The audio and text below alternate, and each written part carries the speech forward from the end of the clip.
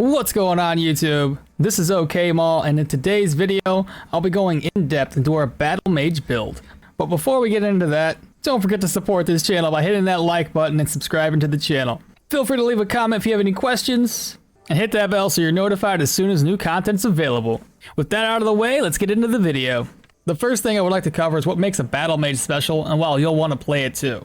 What makes a Battlemage special and sets it apart from other builds is this one ability here called Battle Trance. The description reads, each percentage of backfire damage will increase our weapon damage by 0.5%, as well as our crit chance by 0.25%. It'll also grant critical staff strikes the additional 50% energy drain, and also reduce all of our cooldowns by 1 turn. That is insane, and with this build, we crit so often that energy should never be a problem. So what exactly does that mean for this build, and how do we make it work? Our backfire damage is currently sitting at 0%, so we have to rack that up. So easy peasy, we don't have to attack an enemy to get this to going, just jolt, move, move. As you can tell, 20% backfire. Just do this until it's fully maxed out. Yeah, so 190 looks like it's maxed out right there. So now that we have that, let's scroll on up. Our main hand weapon damage is now at 46, 230% weapon damage. Crit chance, 60%. So now that we have a general idea on how to play the build, let's move on to which characters are best to play. On to character selection. Now you may consider this a no-brainer, easy peasy, we'll probably end up picking Janna. Now this may seem like a no-brainer since Janna starts off with Staves, Pyro, Geomancy, Electromancy, and Magic Mastery abilities. However, I would beg to differ, considering that her unique trait doesn't really amplify our melee damage. In my opinion, she's the worst selection when it comes to creating a battle mage. When it comes to the magic side of this build, it's inconsequential, doesn't mean anything to us. We only cast spells primarily to increase our melee damage. Having said that, the characters that I would say are top-notch characters to pick, first and foremost, I think Jorgrim is one of the best ones to start off with. The reason being that we kill enemies so quickly that his passive, the fact that it stacks and that it lasts for 10 turns, our build crits so much that this passive will stack very well with another passive in the staff tree called Triumph. The way this works is the exact same as Jorgrim's trait. So killing an enemy with staves will give you 15% more critical chance as well as miracle chance for 10 turns. We're not worried about the miracle chance, but the fact that you can get 15% more crits and it stacks up to 3 times, you will essentially have 100% crit chance and again, lasts for 10 turns. So the way I see it, Jorgrim really excels with a battle mage style build. The second character I have in mind is kind of split between Velmir and Derwin. Derwin's going to give the enemy a negative dodge chance and more damage taken for 8 turns. While it doesn't seem that amazing on the surface, decreasing the enemy's dodge chance and increasing their damage taken for 8 turns is actually pretty good. And most enemies are going to die within the first 2 to 3 turns anyway. Velmir's passive is kind of the same, except he has to receive an attack before he gets any benefits. The enemy will be applied with more damage taken, but again, if they die in 1 to 2 turns, it's whatever. It's like, should we need it? Do we need it? So I would say between Velmir and Derwin, it's up to you. It's up in the air on which one you actually want to go with. So I would consider them pretty even. And then lastly, I would say Arna. Arna's passive just works. We don't have to attack an enemy. We don't have to take damage. It's constantly active so long as there's enemies within your vision. One thing I would say about this is we don't really need the cooldown duration. We don't really care about the energy cost and damage taken. You're not going to be getting hit much with the way I built my character. You're going to have so much dodge, counter chance, and everything else, block for that matter. Our survivability is super high. So I put her in 3rd place. And again, Janna, you're last. Next, let's check out the abilities, and I would say the order of operations to make the build work. So for the sake of this guide, I'm going to pretend that we have selected Derwin as our main character and go over which abilities that we would want to select to get us started. So as we already know, Derwin doesn't start with any of the spells, but he does have Staves as one of his starting abilities. And since he doesn't start the game with a spell tree unlocked, it is going to be pointless to pick up Battle Trance as one of our first 2 abilities. So in my opinion, we need more damage. I would go with Hail of Blows. We'll put that down, as well as Step Aside. So that's level 1. We got 2 ability points. And now that we have 2 damaging abilities, your next step is just to level up and get to Manshire as quickly as possible. So you'll find yourself talking to Odar to knock out the first contract in the human dungeon, followed by going over to the brewery, taking care of that, and getting the cart that unlocks the Manshire. Once you're at Manshire, you can then purchase the Electromancy book and the Magic Mastery book. We'll need both of those. So just in case you don't know where to find treaties in Manshire, I'll show you now. If we go to this building here and talk to Unar, you'll see that you can purchase the Electromancy treaty as well as the Magic Mastery. He also sells a couple other ones, which are athletics, dual wield, ranged weapons, survival, armored combat, and obviously Geo and Pyro. Next, I'll show you where you can learn staves. So if you do start your Battlemage career with Jorgrim and make a beeline from Manshire, you'll know exactly where to go. So to learn staves, you're going to hop into the church and you're going to talk to the priest. And if you go down here, can you teach me something? You can actually learn staves for 250 crowns. Keep in mind, if you do start your Battlemage career off with Jorgrim, you will have to come down to Manshire basically at level 1. Due to the fact that he doesn't start with a staves tree or any magical trees for that matter. So he's definitely a very hard character to start off with, but ultimately it's going to pay off in the end. So once you've made it to Manshire and purchased the Magic Treaty and the Electro Treaty, it's now time to finally put this build into place. Essentially, by the time you make it to Manshire, you should have leveled up twice, or at the very least, be really, really close to leveling. The very first one I would say to pick up would be the Jolt skill. So at level 2, even if you have Jolt, you still can't maximize the damage on this build. But as soon as you hit level 3, we'll be able to unlock Battle Trance, and at that point in time, the build has more or less come together. The skill to get after Jolt and Battle Trance, I would recommend going to the Magic Mastery and grabbing up Seal of Power. And as soon as we have Seal of Power in hand, we can then increase our electromagnetic power by 15%, weapon damage by an additional 25, Delta Shock, decrease our backfire chance, and also decrease our fumble. Now from this point on, it all depends on what abilities you unlock at what points in time. I can't remember the exact order of operations, but I'm going to go through the next few abilities that are ideal for this build. So Body and Spirit is one of them. It'll grant you plus 10% for fatigue resist. Using spells will grant you more weapon damage and more crit for 4 turns. We're going to constantly be using spells in between our melee anyway. And basic strikes and using attack skills will also grant 10% magical power and negative 5% backfire chance for 4 turns.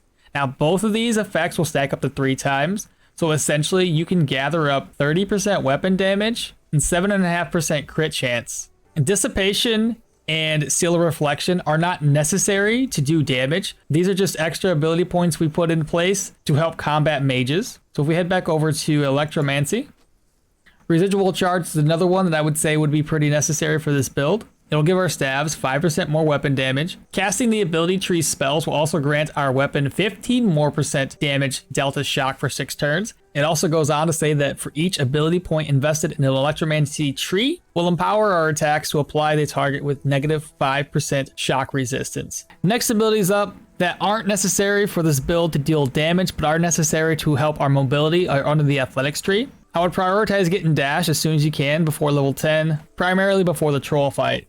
Getting this passive here is also very, very nice. So Now or Never is a really OP passive. The way Now or Never works is that full or partial dodges will grant 10% counter chance for 4 turns, and using spells will grant more dodge and more block chance for 4 turns.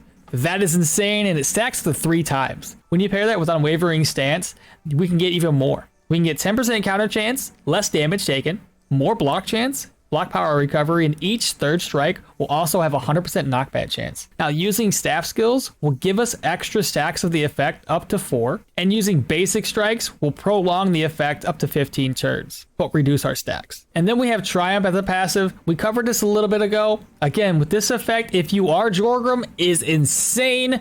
You're going to have like 100% crit chance, and it's just going to be up all the time. Between that and Jorgrim's ability to have crit efficiency, it's insane. And then lastly, Peacemaker. Peacemaker gets unlocked a little later in the game. I think after level 10, you can actually get this unlocked. It depends. You may or may not be able to get it prior to the troll fight, which is fine. But Peacemaker's a really strong ability. Delivers a strike to all adjacent tiles with 10% less weapon damage, which means nothing. If we have 200% weapon damage because we've racked up enough backfire damage, what's the minus 10%, right? We're still hitting 190% damage. Has a 66% chance to stagger and a 71% chance to daze.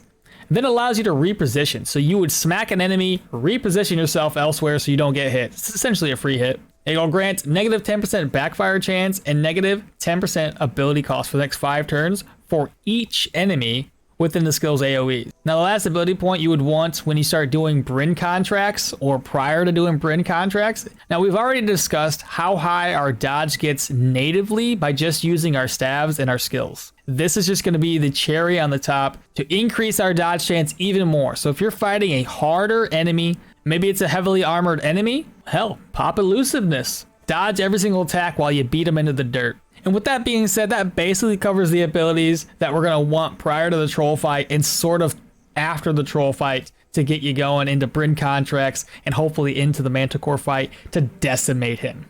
So now that we have the abilities out of the way, let's talk about skill points. First and foremost, we are not mages. We are melee damage dealers, and the only reason, again, that we have any magic on us is to amplify our melee damage. With that being said, if you're trying to rack up backfire damage, you want your backfire chance to be 0. Agility is going to be one of your best friends. I would say to start the game off with, 15 points into agility is a pretty comfortable place to be. You get your agility up to 15 and your backfire and fumble chance will be decreased by 7.5%. Once you hit 15, you're also going to get more dodge, more hands efficiency, and move resistance. So with that being said, I would say 15 into agility, 15 into vitality, and instead of doing what I did here and going back into agility, which is fine, it's doable, I would say going into strength. And you might be asking yourself, well, why? We don't need more weapon damage. We don't need more block. It's not about that.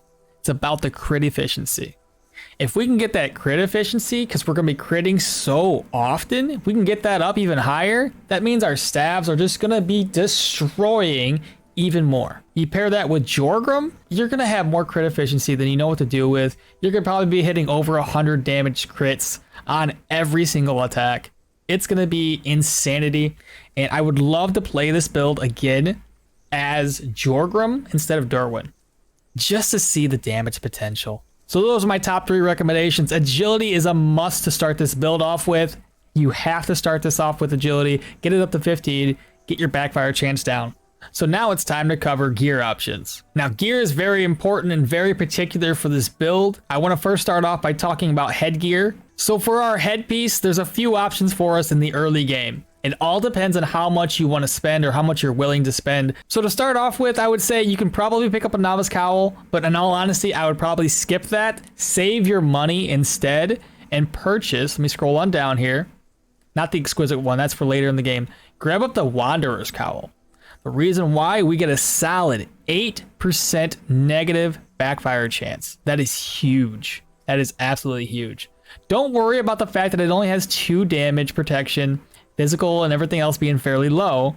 We are worried more about decreasing our backfire chance. If we can kill enemies without them being able to hit us, it doesn't matter how low our protection is, because they're just going to die. But we don't want to kill ourselves off, so that's very, very important.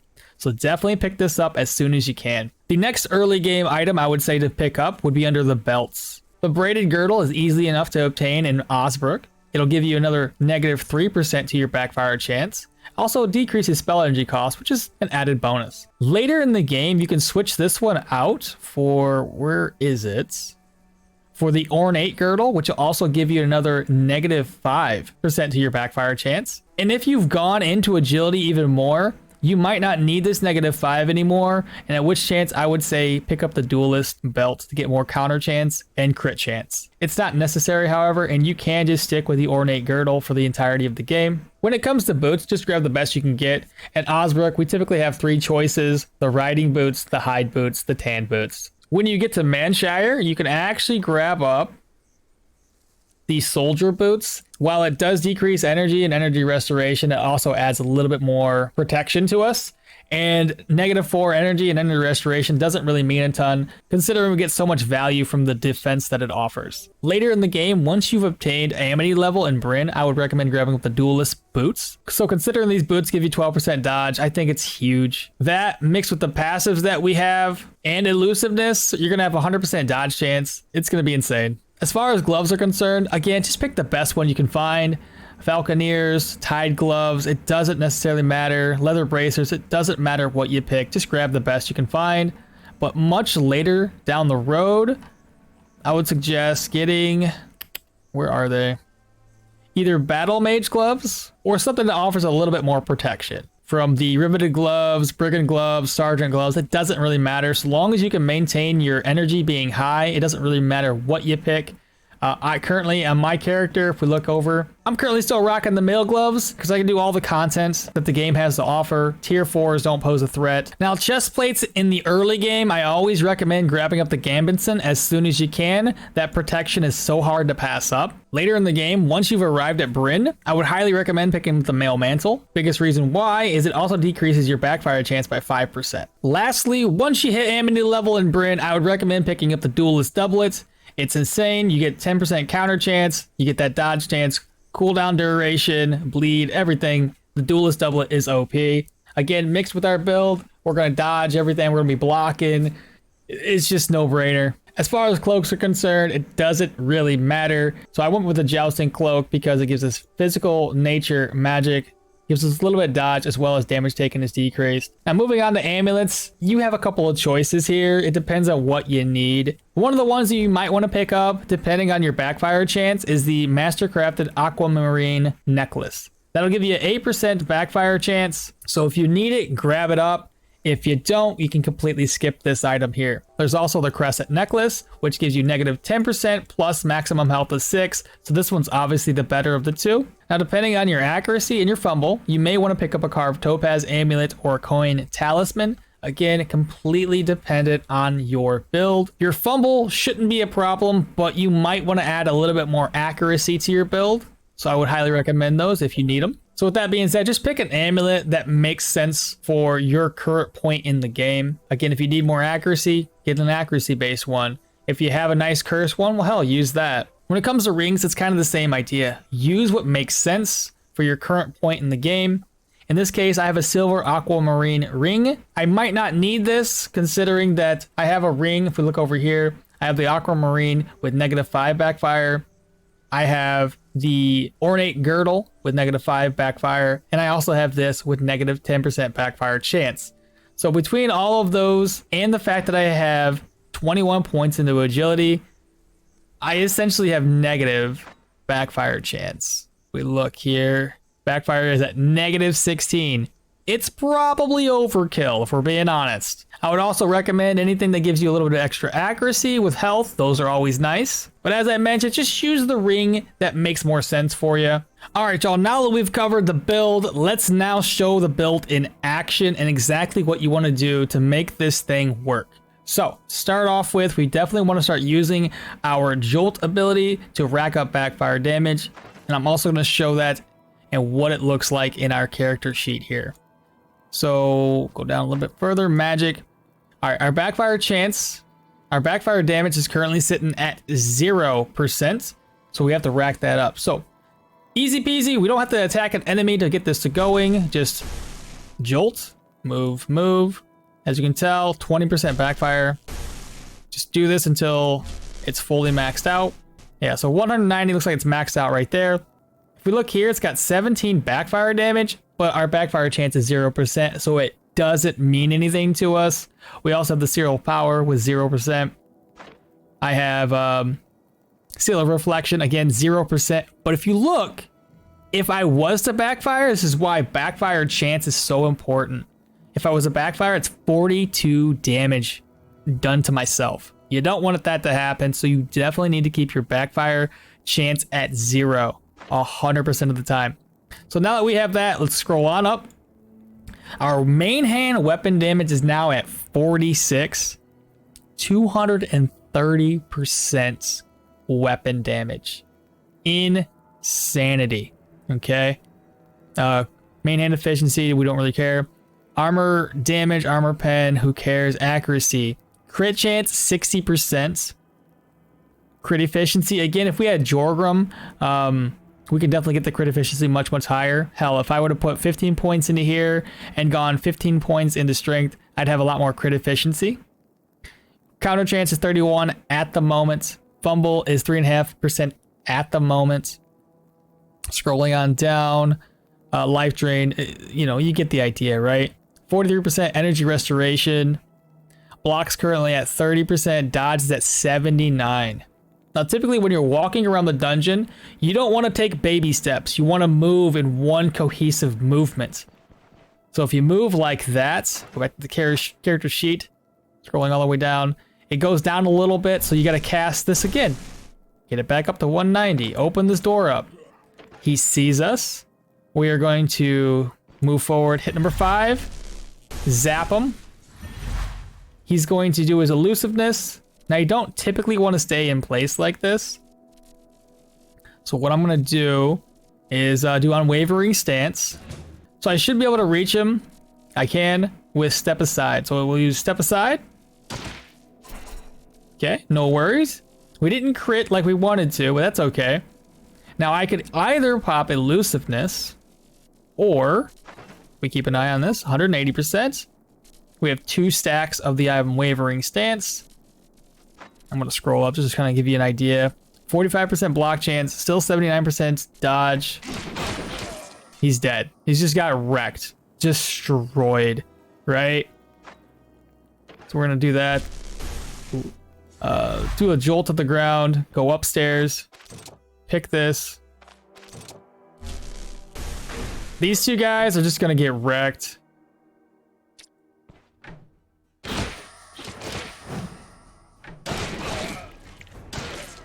It's too good. It's just too good. And yeah, you're just gonna basically just do this the entire time. That's a Geomancer.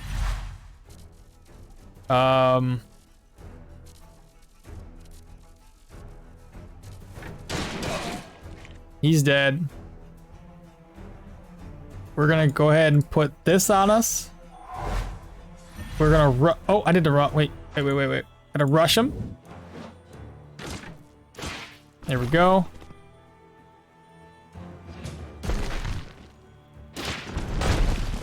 No worries, we're still good. He's gonna die here soon. He's dead. That's another one. Is that Electro? Another Geomancer. God dang. Little lightning.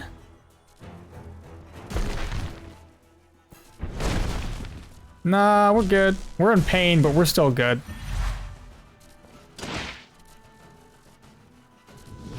Pop elusiveness.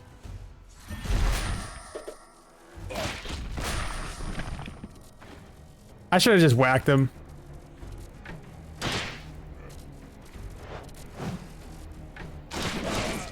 There we go.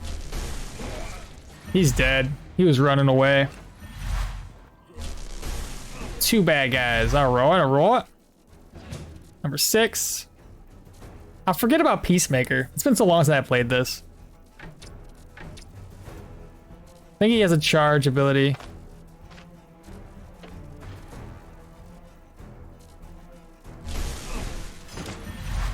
Does have a charge.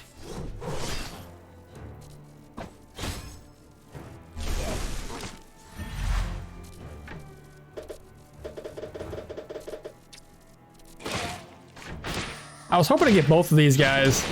It's fine though, they're all dead. Now I don't want to complete this entire dungeon, but I hope that this has helped you guys understand just how to build into the Battlemage, what skill points to use, what ability points are important, what to select in terms of your armor. So if this video helped y'all out, don't forget like, comment, subscribe, hit that bell for notifications, and never miss another video of mine. And don't forget to share my channel with your friends and family, and I'll catch y'all next time. Bye!